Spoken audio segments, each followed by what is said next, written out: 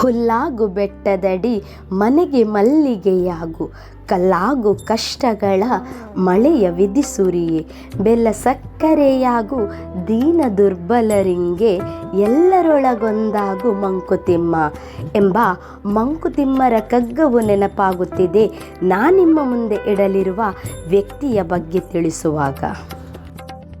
ಮಂಗಳೂರು ಮತ್ತು ಬಿಸಿ ರೋಡು ನಡುವೆ ಸಿಗುವಂತಹ ಅರ್ಕುಳ ಸಮೀಪದ ಮೇರಮಜಲು ಎಂಬಲ್ಲಿದೆ ಶ್ರೀ ಮಾತಾಲಕ್ಷ್ಮಿ ಶಾಂತಿಧಾಮ ಆಶ್ರಮ.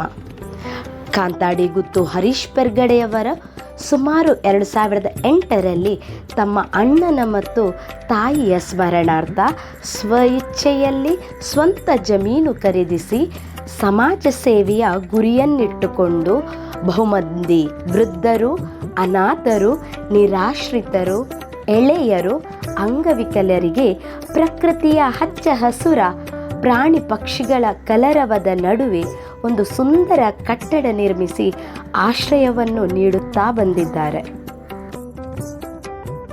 ಸ್ವಂತಕ್ಕೆ ಸ್ವಲ್ಪ ಸಮಾಜಕ್ಕೆ ಬಹುಪಾಲು ಎಂಬ ನಾಲ್ನುಡಿಯಂತೆ ಯಾವುದೇ ಸರಕಾರಿ ಅಥವಾ NGOಗಳ ಸಹಾಯವನ್ನು ಪಡೆಯದೆ ತನ್ನ ದುಡಿಮೆ ಮತ್ತು ಸಾಮರ್ಥ್ಯಕ್ಕೆ ಸಾಧ್ಯವಾಗುವಷ್ಟು ಸಂಖ್ಯೆಯಲ್ಲಿ ನಿರಾಶ್ರಿತರನ್ನು ಸೇರಿಸಿ ಅವರ ಆಹಾರ, ಉಡುಪು, ವೈದ್ಯಕೀಯ ಸೇವೆಯನ್ನು ಒದಗಿಸುತ್ತಾ ತನ್ನ ಮನೆ ಮಂದಿಯಲ್ಲಿ ಮಾತನಾಡುವಂತೆ ಮಾತನಾಡುತ್ತಾ ನಗಿಸುತ್ತಾ ಅವರನ್ನು ನೋಡಿಕೊಳ್ಳುತ್ತಿರುವುದನ್ನು ನೋಡಿದರೆ ಆಶ್ಚರ್ಯವೆನಿಸುತ್ತದೆ.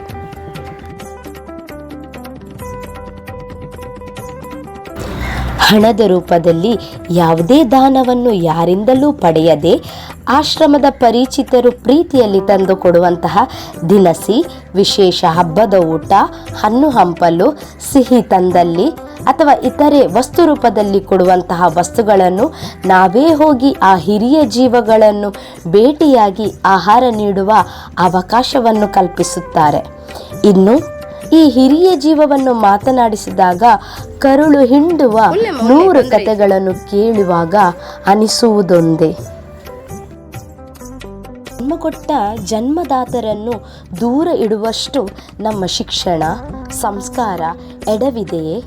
ಅಲ್ಲದೆ ನಮ್ಮ ರಕ್ತ ಸಂಬಂಧಿಗಳು ನಿರ್ಗತಿಕರಾದಾಗ ಒಂದೊತ್ತು ಊಟ ಕೊಡಲಾಗದಷ್ಟು ಬಡತನ ನಮ್ಮನ್ನು ಬಾಧಿಸಿದೆಯೇ? ಹಾಗಿದ್ದರೆ ನಾವೆಲ್ಲಿ ಎಡವಿದ್ದೇವೆ ಎಂಬ ಪ್ರಶ್ನೆಯನ್ನು ನಿಮ್ಮ ಮುಂದೆ ಇಡುತ್ತಾ ಧನ್ಯವಾದಗಳು. ರಾಮ್ ರಾಮ್.